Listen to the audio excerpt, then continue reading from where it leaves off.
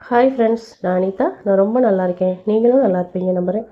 இன்றைக்கி நம்ம சேனலில் பார்த்தீங்கன்னா கொள்ளு, காராமணி, பச்சைப்பயிறு, முருங்கைக்கீரைலாம் வச்சு ஒரு தோசை ரெசிப்பியும், முருங்கைக்கீரையை வச்சு ஒரு சட்னி ரெசிப்பியும் பார்க்கலாம். ரொம்பவே ஹெல்த்தியான ரெசிபி, ரொம்ப ஈஸியான ரெசிப்பியும் கூட.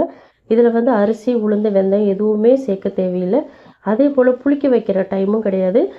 ஜஸ்ட்டு ஊற வச்சு அரைச்சி நம்ம டைரெக்டாக தோசை செய்ய வேண்டியது தான். ரொம்ப ஈஸியாக இருக்கும். டேஸ்ட்டும் சொல்லவே தேவையில்லை, ரொம்பவே சூப்பராக இருக்கும். கீரையெல்லாம் சாப்பிடாத பசங்களுக்கு இது போல் ஹெல்த்தியாக செஞ்சு கொடுத்து பாருங்கள். அவ்வளோ விரும்பி சாப்பிடுவாங்க. அதே போல் இதில் கீரை சேர்த்துருக்கீங்கன்னு சொன்னால் நம்பவே மாட்டாங்க. அவ்வளோ டேஸ்டியாக இருக்கும். இப்போ வாங்க இந்த 2 ரெசிபி எப்படி செய்கிறதுன்னு பார்க்கலாம். அதுக்கு முன்னாடி நம்ம சேனலை ஃபஸ்ட் டைம் பார்க்குறீங்க அப்படின்னா மறக்காமல் சப்ஸ்கிரைப் பண்ணிக்கோங்க. இது போல் நிறைய ரெசிபிஸ் நம்ம சேனலில் நான் அப்லோட் பண்ணியிருக்கேன். டிஸ்கிரிப்ஷன் பாக்ஸில் லிங்க் தரேன். ஃப்ரீ டைமில் போய்ட்டு நம்ம சேனலை செக் பண்ணி பாருங்கள். இப்போ ஃபஸ்ட்டு ஒரு பவுல் எடுத்துக்கோங்க. அதில் குட்டியாக நான் ஒரு பவுல் எடுத்திருக்கேன். அதில் ஒரு பவுல் நிறைய பச்சை பயிர் சேர்த்துக்கிறேன். அரை பவுல் வந்து கொள்ளு சேர்த்துக்கிறேன். அரை பவுல் கருப்பு காராமணி சேர்த்துக்கிறேன். நீங்கள் வெள்ளை காராமணி இருந்தால் கூட நீங்கள் அதையும் சேர்த்துக்கலாம். இப்போ இதை 3ஐயும் நல்லா கழுவி எடுத்துகிட்டு வந்துடுங்க. ஒரு 2லேருந்து 3 தடவை கழுவிக்கங்க. கழுவுனதுக்கப்புறம் பருப்பு முழுகிற அளவுக்கு நல்லா நிறையவே தண்ணி வச்சு ஒரு 8 மணி நேரத்துக்கு ஊற வச்சுருங்க. இது ஊறட்டும். இப்போ சட்னி ரெடி பண்ணுறதுக்கு பேன் ஹீட் பண்ணி 2 டேபிள் ஸ்பூன் எண்ணெய் சேர்த்துருக்கேன். 2 டேபிள் ஸ்பூன் உளுத்தம் பருப்பு சேர்த்துருக்கேன். வெள்ளை உளுந்து, கருப்பு உளுந்து எது வேணாலும் எடுத்துக்கலாம். அதே அளவுக்கு வேர்க்கடலையும் எடுத்திருக்கேன். வறுத்த வேர்க்கடலை தான். பூண்டு வந்து ஒரு 7-8 பல் பூண்டு சேர்த்துக்கோங்க. அரை டீஸ்பூன் சீரகம் சேர்த்துக்கோங்க. சேர்த்துட்டு இப்போ இது எல்லாத்தையுமே நல்லா செவக்க வறுத்துக்கோங்க. லோ ஃப்ளேமில் வச்சுட்டு கருகிடாமல் நல்லா செவக்க வறுத்துக்கோங்க. இப்போ பாருங்கள், உளுத்தம்பருப்பு, வேர்க்கடலை எல்லாமே நல்லா செவந்து வந்திருக்கு. இந்த ஸ்டேஜில் கட் பண்ணி வச்சுருக்கிற 3 மீடியம் சைஸ் வெங்காயம் இந்த ஸ்டேஜில் சேர்த்துக்கலாம். காரத்துக்கு பச்சை மிளகாய் நான் 5 சேர்த்துருக்கேன். உங்களுக்கு எவ்வளவு தேவையோ அதுக்கு தகுந்த மாதிரி சேர்த்துக்கோங்க. ஒரே ஒரு தக்காளி பழம் சேர்த்துக்கலாம். சின்ன துண்டு புளி சேர்த்துக்கலாம். இப்போ இது எல்லாத்தையுமே நல்லா வதக்கிக்கோங்க. ஒரு 2-3 நிமிஷத்துக்கு மீடியம் ஃப்ளேமில் வச்சுட்டு நல்லா வதக்கி விட்டுக்கோங்க. வெங்காயம் தக்காளி நல்லா ஓரளவுக்கு வதங்கட்டும். இப்போ பார்த்தீங்கன்னா வெங்காயம் தக்காளி நல்லாவே வதங்கிருச்சு. இந்த அளவுக்கு வதங்கினா போதும், ரொம்ப வதங்கணுன்னெல்லாம் அவசியம் கிடையாது.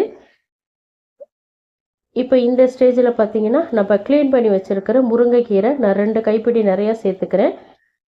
உங்கள்கிட்ட எவ்வளவு இருக்கோ அதுக்கு தகுந்த மாதிரி நீங்கள் சேர்த்துக்கலாம், ஒன்றும் பிரச்சனை கிடையாது. இப்போ முருங்கைக்கீரை சேர்த்ததுக்கப்புறம் ஒரு அரை கைப்பிடி நிறையா கொத்தமல்லி இலை சேர்த்துக்கிறேன். இப்போ இதையும் ஒரு நிமிஷத்துக்கு மீடியம் ஃப்ளேமில் வச்சுட்டு நல்லா வதக்கி விடுங்க. வெங்காயம், தக்காளி, அந்த கீரை எல்லாமே நல்லா ஈவனாக மிக்ஸ் பண்ணி விட்டு வதக்கி விடுங்க.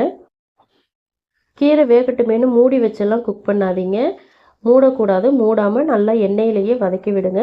இப்போ பார்த்தீங்கன்னா கீரை எல்லாமே நல்லா வதங்கி வந்துருச்சு. இந்த ஸ்டேஜில் வந்து நம்ம ஆற வச்சுக்கலாம். உங்களுக்கு தேங்காய் துருவல் சேர்க்க விருப்பம் இருந்தால் இந்த ஸ்டேஜில் நீங்கள் தேங்காய் துருவல் சேர்த்துக்கலாம். இப்போ நான் மிக்ஸி ஜாருக்கு மாற்றி வச்சுருக்கேன். இதில் வந்து இப்போ உப்பு சேர்த்துக்கலாம். உப்பு சேர்த்துட்டு கொஞ்சமாக தண்ணி சேர்த்துட்டு இதை வந்து கொஞ்சம் கொரகொரப்பாக அரைச்சி எடுத்துகிட்டு வந்துடுங்க. ரொம்ப நைஸாக வளவலன்னு அரைக்காதீங்க. ஓரளவுக்கு கொரகொரப்பாக இருந்தால் தான் சட்னி நல்லாயிருக்கும். இப்போ பவுலுக்கு மாற்றிக்கலாம். பச்சை மிளகாய் இல்லை அப்படின்னா நீங்கள் காஞ்ச மிளகாய் சேர்த்து கூட சட்னி செய்யலாம், ஒன்றும் பிரச்சனை இல்லை. டேஸ்ட்டு நல்லா தான் இருக்கும். இப்போ கொஞ்சமாக நான் தண்ணி சேர்த்துக்கிறேன். தண்ணி சேர்த்துட்டு இதை ஒரு தடவை நல்லா கலந்து விட்டுக்கோங்க. ஓரளவுக்கு திக்காக வச்சுக்கோங்க, ரொம்ப தண்ணியாக வச்சிங்கனாலும் நல்லா இருக்காது. நான் பாருங்கள் இந்த கன்சிஸ்டன்சிக்கு வச்சுருக்கேன். தாளிச்சுக்கலாம். தாளிக்கிறதுக்கு பார்த்தீங்கன்னா 1 டேபிள் ஸ்பூன் எண்ணெய், 1 டீஸ்பூன் கடுகு, 3-4 காஞ்ச மிளகாய், 1 கொத்து கருவேப்பிலை, இது எல்லாத்தையுமே தாளித்து இதில் சேர்த்துக்கலாம். அவ்வளோதான், டேஸ்டியான ஹெல்த்தியான சட்னி ரெடி ஆகிடுச்சு. இது வந்து இட்லி, தோசை, பொங்கல், வடைக்கெல்லாம் வச்சு சாப்பிட்லாம், ரொம்பவே சூப்பராக இருக்கும். இப்போ வந்து இந்த சைடு பருப்பு ஊற வச்சுருந்தேன் பாருங்கள், அதுவும் நல்லா ஊறி வந்திருக்கு. நான் வந்து 10 மணி நேரத்துக்கு ஊற வச்சுருந்தேன். இப்போ இந்த பருப்பை எல்லாத்தையுமே தண்ணி வடிகட்டிட்டு ஜாருக்கு மாற்றிக்கலாம். 2 பகுதியை பிரித்து நான் அரைச்சிக்கிறேன். நீங்கள் பெரிய ஜார் எடுத்தீங்க அப்படின்னா எல்லாத்தையுமே மொத்தமாக அரைச்சிக்கோங்க, அல்லது கிரைண்டரில் அரைக்கிறதா இருந்தாலும் அரைச்சிக்கோங்க. இப்போ இதில் வந்து 1 டீஸ்பூன் சீரகம், 3 பெரிய சைஸ் பூண்டு பல் சேர்த்துருக்கேன், 4 பச்சை மிளகாய் சேர்த்துருக்கேன். இப்போது கீரை சேர்த்துக்கலாம். நான் நல்லா 2-2.5 கைப்பிடி அளவுக்கு எனக்கு கீரை இருந்தது, அதை நான் சேர்த்துக்கிறேன். சேர்த்துட்டு கொஞ்சமாக தண்ணி சேர்த்து இதை நல்லா ஸ்மூத்தாக அரைச்சிட்டு வந்துடுங்க. கொரகொரப்பாலாம் அரைக்கக்கூடாது, நல்லா ஸ்மூத்தாக இருக்கணும். அரைச்சிட்டு வந்ததுக்கப்புறம் பவுலுக்கு மாற்றிக்கலாம். பாருங்கள், இந்த பக்குவத்துக்கு அரைச்சிக்கங்க. இப்போ மீதி இருக்கிற பருப்பையும் அரைச்சிட்டு வந்து இதில் சேர்த்துக்கலாம். ரொம்ப திக்காக இருக்கிறதுனால நான் கொஞ்சமாக தண்ணி சேர்த்துக்கிறேன். தண்ணி சேர்த்துட்டு தேவையான அளவு உப்பு சேர்த்துக்கலாம். உப்பு சேர்த்துட்டு ஒரு தடவை கலந்து விட்டுக்கோங்க. பேக்கிங் சோடாலாம் சேர்க்கக்கூடாது. இது நல்லா கலந்து விட்டுக்கோங்க. இதில் வந்து நீங்கள் நார்மல் தோசை செய்கிறதுக்கு பதிலாக ஆனியன் ஊத்தப்பம் போலவும் நீங்கள் ஊற்றி எடுத்துக்கலாம். அதுவும் நல்லா தான் இருக்கும். இப்போ அவ்வளோதான், மாவு ரெடி ஆகிடுச்சு. நம்ம தோசை செய்ய ஸ்டார்ட் பண்ணிடலாம். இதில் நீங்கள் அரிசி சேர்க்குறதா இருந்தால் ஒரு அரை பவுலுக்கு அரிசி சேர்த்துக்கோங்க. இட்லி அரிசி அல்லது சாப்பாட்டு அரிசி எதுவாக இருந்தாலும் நீங்கள் சேர்த்துக்கலாம், நல்லா இருக்கும். இங்கே தோசைக்கல்ல ஹீட் பண்ணி வச்சுருக்கேன். இதில் வந்து தோசை ஊற்றிக்கலாம். நல்லா மெலிசாவே ஊற்றிக்கங்க. கிறிஸ்பியாக செய்கிறத விட நல்லா சாஃப்டாக செஞ்சிங்கன்னா டேஸ்ட்டு இன்னும் கூடுதலாக கிடைக்கும். கிறிஸ்பியாக செய்யும்போது அந்த அளவுக்கு டேஸ்ட்டு தெரியாது. இதே சாஃப்டாக செஞ்சிங்கன்னா நல்லா டேஸ்ட்டாக இருக்கும். குழந்தைங்களும் விரும்பி சாப்பிடுவாங்க. இப்போ தேவையான அளவு எண்ணெய் சேர்த்துக்கலாம். மீடியம் ஃப்ளேமில் வச்சுட்டு குக் பண்ணுங்கள். மீடியம் அல்லது ஹை ஃப்ளேமில் வச்சுக்கோங்க.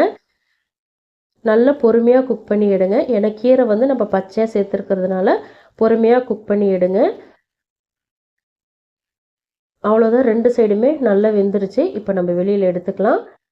இந்த தோசையை சூடாக சாப்பிட்றத விட கொஞ்சம் ஆற வச்சு சாப்பிட்டிங்கன்னா இன்னும் நல்லா இருக்கும். ட்ரை பண்ணுங்கள். இப்போ இன்னொரு தோசை ஊற்றி காட்டுறேன். இன்னொரு தோசை ஊற்றும் போது கல் ரொம்ப ஹீட் ஆகிடுச்சு அப்படின்னா எண்ணெய் தேய்ச்சிட்டு லைட்டாக தண்ணி தெளித்து விட்டுட்டு அதுக்கப்புறம் தோசை ஊற்றுங்க, நல்லா வரும். அதே போல் இந்த தோசையும் ஊற்றி எடுத்துக்கோங்க. நீங்கள் ஆனியன் ஊத்தப்பம் செய்கிறதா இருந்தால் கல் தோசை மாதிரி ஊற்றி வெங்காயம், கேரட், கொத்தமல்லி இலை இது எல்லாத்தையுமே பொடி பொடியாக நறுக்கி மேலே தூவி எண்ணெய் சேர்த்துட்டு அது 2 சைடுமே நல்லா குக் பண்ணி வெளியில் எடுத்துக்கோங்க. நான் வந்து சாதாரண தோசை தான் ஊற்றிருக்கேன். இந்த தோசைக்கும் சட்னிக்கும் டேஸ்ட்டாக அமிர்தமாக இருந்தது. வளர்கிற பசங்களுக்கு கண்டிப்பாக வாரத்தில் 2 அல்லது 3 நாள் இது போல் செஞ்சு கொடுங்க. இதில் இல்லாத சத்துக்களே கிடையாது. அனைத்து சத்துக்களும் இந்த தோசை சட்னியிலே இருக்குது. மறக்காமல் பசங்களுக்கு செஞ்சு கொடுங்க. பசங்க மட்டும் இல்லை, பெரியவங்களுக்கு கூட நீங்கள் செஞ்சு கொடுக்கலாம். இப்போ இந்த தோசையை ஒரு சைடு வெந்துருச்சு, திருப்பி விட்டுக்கலாம். திருப்பி விட்டுட்டு இன்னொரு சைடு குக் பண்ணி வெளியில் எடுத்துக்கலாம். இப்போ தோசை 2 சைடுமே வெந்துருச்சு. இந்த தோசையும் இப்போ நான் வெளியில் எடுத்து பிளேட்டுக்கு மாற்றிக்கிறேன். இந்த தோசையை கட்டாயமாக உங்கள் வீட்டில் இன்றைக்கே ட்ரை பண்ணி பாருங்கள். முருங்கைக்கீரையை வச்சு நான் நிறைய ரெசிபிஸ் அப்லோட் பண்ணியிருக்கேன். தோசை ரெசிபிஸ் தான். ராகி மாவு, கோதுமை மாவெல்லாம் யூஸ் பண்ணி நான் நிறைய ரெசிபிஸ் அப்லோட் பண்ணியிருக்கேன். ஃப்ரீ டைமில் போய்ட்டு நம்ம சேனலை செக் பண்ணி பாருங்கள். எல்லா ரெசிபியுமே உங்களுக்கு ரொம்பவே யூஸ்ஃபுல்லாக இருக்கும். இது போல் புதுசான டிஃபன் ரெசிபிஸ் நம்ம சேனலில் நான் தினமும் அப்லோட் பண்ணுவேன். அதனால் மறக்காமல் நம்ம சேனலை சப்ஸ்கிரைப் பண்ணி வச்சுக்கோங்க. நான் சொன்ன மாதிரி இந்த தோசையை கிறிஸ்பியாகவும் செய்யலாம். ஆனால் கிறிஸ்பியாக செய்யறதை விட சாஃப்டாக செய்கிறது தான் ரொம்ப டேஸ்டியாக இருக்கும். அதே போல் இந்த மாவை யூஸ் பண்ணி கார பணியாரமாகவும் நீங்கள் யூஸ் பண்ணிக்கலாம். வெங்காயம், துருவன கேரட், கொத்தமல்லி இலை இது எல்லாத்தையுமே சேர்த்துட்டு கடுகு, உளுத்தம்பருப்பு, கடலைப்பருப்பு, கருவேப்பிலை இதெல்லாம் தாளித்து சேர்த்து பணியாரமாக செஞ்சு எடுத்துக்கலாம். இந்த தோசையும் இந்த சட்னி ரெசிப்பியும் உங்களுக்கு ரொம்பவே பிடிச்சிருக்கும்னு நம்புகிறேன். பிடிச்சிருந்தால் லைக் பண்ணுங்கள். உங்கள் ஃப்ரெண்ட்ஸ் அண்ட் ஃபேமிலி மெம்பர்ஸ் எல்லாருக்குமே நிறைய ஷேர் பண்ணிவிடுங்க. இது போல் இன்ட்ரெஸ்டிங்கான ரெசிபிஸ் தெரிஞ்சுக்க அனிதா டேஸ்டி கார்னர் தமிழ் சேனலை சப்ஸ்கிரைப் பண்ண மறக்காதீங்க. தேங்க்ஸ் ஃபார் வாட்சிங் ஃப்ரெண்ட்ஸ். நாளைக்கு இன்னொரு இன்ட்ரெஸ்டிங்கான ரெசிபிஸோடு சந்திக்கலாம். பாய்.